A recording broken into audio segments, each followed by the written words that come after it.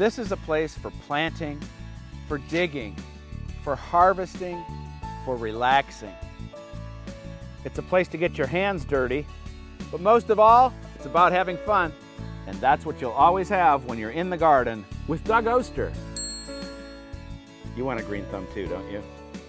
Why would a guy that has 300 tomatoes in the greenhouse be at the nursery buying more? Well, I did go to Han Nursery yesterday and ran into another obsessive gardener who was laughing about the same thing. But we are growing what we call cheaters here, and these are big with tomatoes already on them.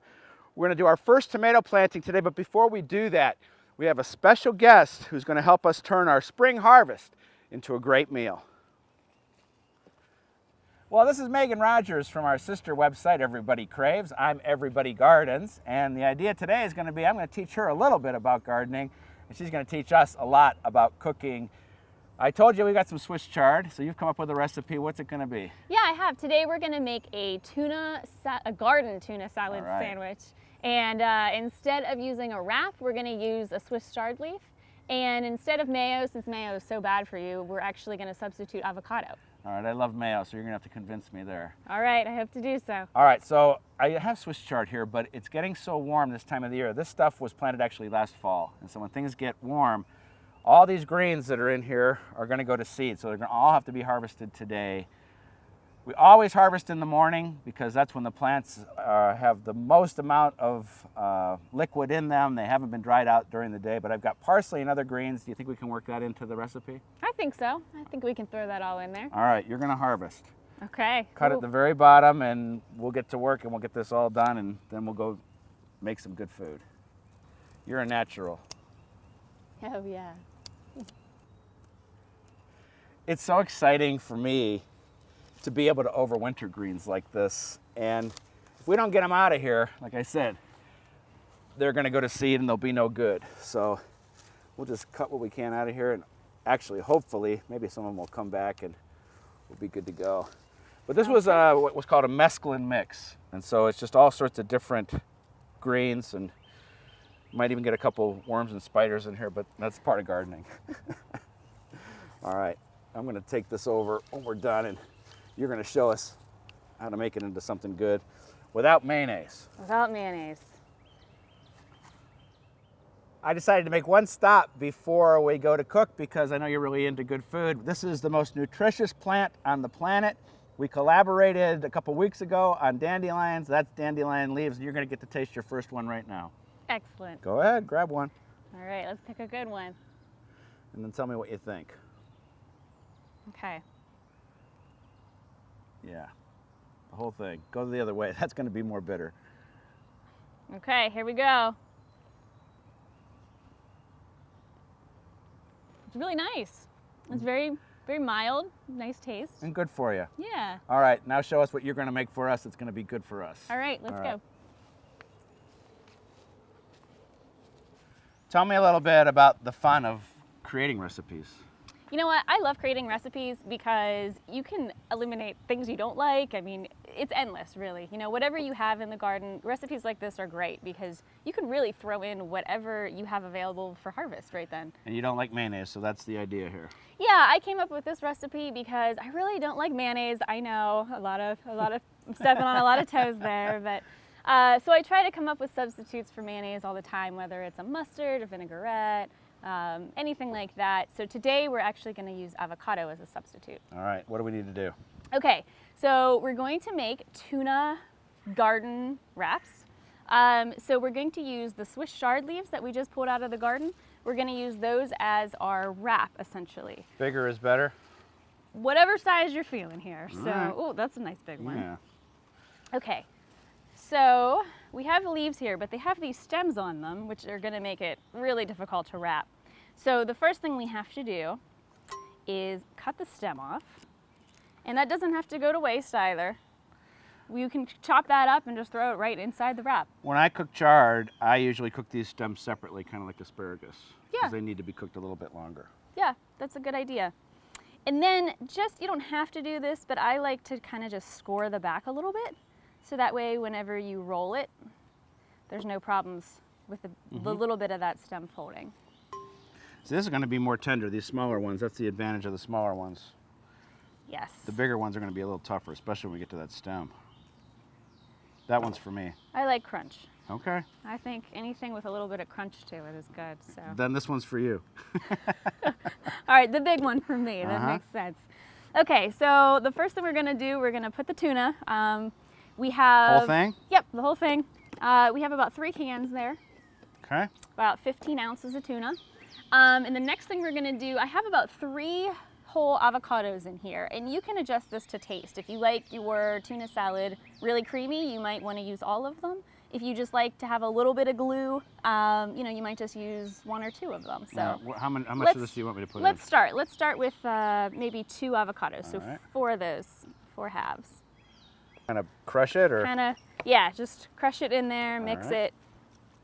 So we have some pre-sliced carrots You there. tell me how much. Whole thing, or? That looks good. All right. And we can mix in some apples too. One more crunchy item, we have some walnuts too. I'll tell you what, it smells great. Good, I gotta make you a believer, remember? I know.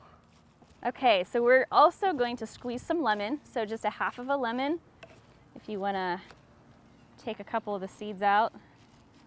I thought that's right the there. crunch. A little extra crunch. All right, let me squeeze juice of about a half of a lemon.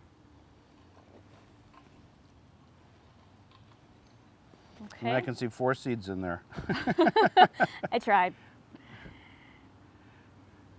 We'll save those for James. It's the special wrap.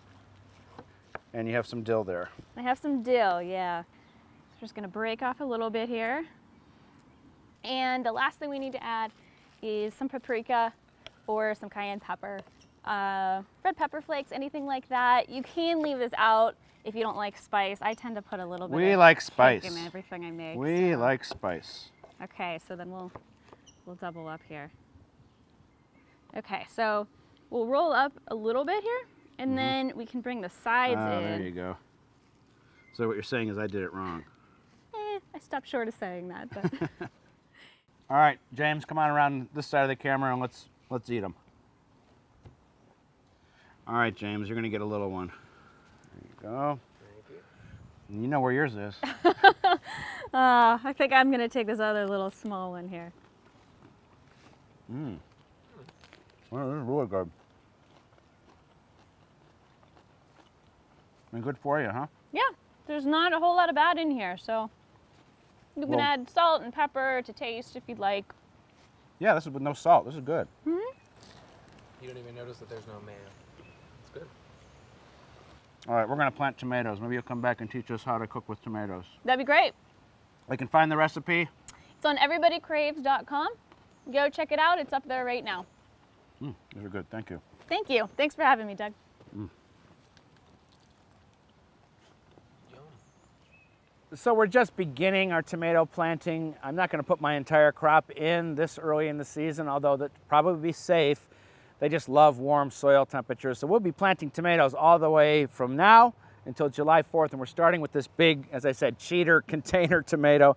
This was originally conceived as a hanging basket. I would never plant it that way because I'd be watering it probably twice a day.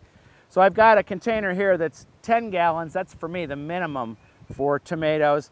And all we're gonna do is kind of tap it out of the container it was in and sit it in here, and I've got it filled up with some nice potting mix. And we'll see what kind of roots we've got here. Oh man, that looks good. Right where I want it. And I'm gonna remove this off the bottom. A little dry, you can see, but we're gonna put it right in here. And it's good to go. Look at that. And it already has tomatoes on it that are orange. So as I said, it's a cheater. Number one thing when we plant these is to give them water right off the bat. And that's what we're gonna do. And then we're gonna plant some tomatoes in the ground. It's the official start of the season. And that's exciting. Our next cheater is a patio tomato, again, filled with tomatoes. We want the first tomato of the year. And we're putting it in the ground right here. This bed is just filled with nice compost. Whenever I plant tomatoes, I always remove what's on the bottom here, and that's gonna mean some tomatoes too, but that's okay. This is to prevent diseases. There are fungal spores in the ground. They're always going to be there, and they splash up and get onto the plant itself. We don't need this. I'm going to remove this, hopefully without damaging the tomato. And then we are planting over this long period of time to prevent diseases. We're going to plant some now, as I said, some in the next few weeks. These early plantings can be susceptible to things like early blight and septoria leaf spot. I'm going to put a little cage on this to hold it up. But you never know. We want to get some plants in early, some in later. Whoops. And we'll get this set. I always leave a slight depression for watering on these tomatoes. We put the mulch on, we'll put a little water on here, and then the next step is always to mulch them the day that we plant. Again, to try and stop those fungal spores from splashing up. Next is a nice coating of mulch. Tomatoes especially need mulch to keep that soil evenly moist all summer long.